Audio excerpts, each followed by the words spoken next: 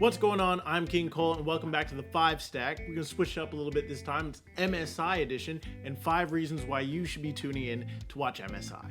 We're going to get right into it with reason number 1, and with reason number 1, you can't start with anyone but T1.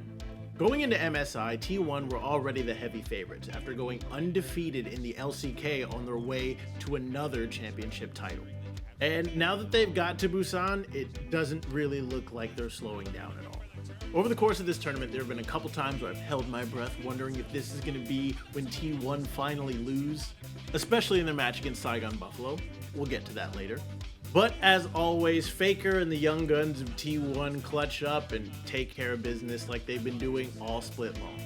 As well, because I have Unsealed Spellbook, and yeah, I think I'll just take the kill. Thank you very much. Speaking of incredibly strong international teams, that brings us to reason number 2, the LEC's G2. Going into the season, there were a lot of questions around this G2 roster as how it would hold up, especially after last year's star-studded roster failed to even make Worlds. But it looks as if Caps is back to claps on the international stage, and old man Jankos is holding it down the jungle.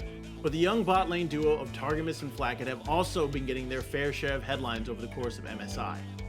While the top father Broken Blade has been the Swiss Army knife for G2, playing whatever champion they need to round out their composition. Trying. Jankos gets the heal down. Another spear connects on a gold carded target. And you can kill him with 3 even if you couldn't with 2. G2 are currently the heavy favorite coming out of Group C after going 4-0 over the course of their first round robin. Hey, Future Cole here, and reason number 3 was originally who was going to come in second out of Group B. Now, that doesn't necessarily matter because of all the craziness that's been surrounding RNG and this ping problem that they've had over the course of MSI. So I got a new reason number 3, and that is as soon as the Rumble stage hits, T1 versus G2 is circled on my calendar. While T1 are coming off of a perfect season and have not dropped a game all tournament, G2 on the other hand is riding a 21-game win streak. The LEC representatives have not lost a game since March 26th, where they fell 3-1 to Fnatic and dropped to the lower bracket. And the matchup between T1 and G2 pit the most dominant team in the world against the hottest team in professional League of Legends. The perfect timing with the Lamb's respite, and they turn it back. My God!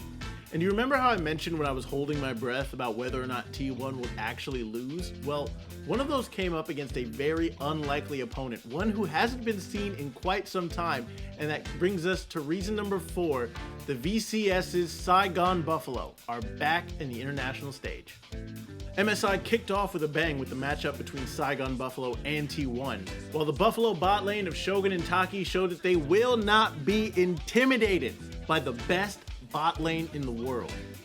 It's just going to be a flip. Seal's going to go. He can't get it. Shogun shuts it down. Yaharong is trying to make it happen, but the Baron gets taken by the Buffalo.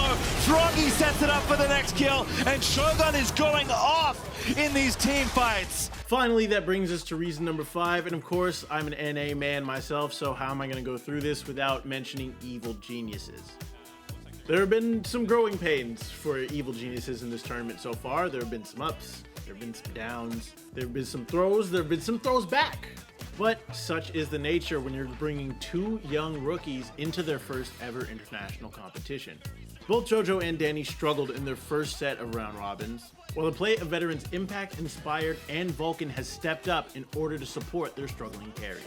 As of right now, Evil Geniuses are still in the second spot of groups, going undefeated against Order, but failing to win a single game against Evil Geniuses. One, arguably, that they should have won. I'm really excited to see how Evil Geniuses respond and continue to level up over the course of the mid-season invitational.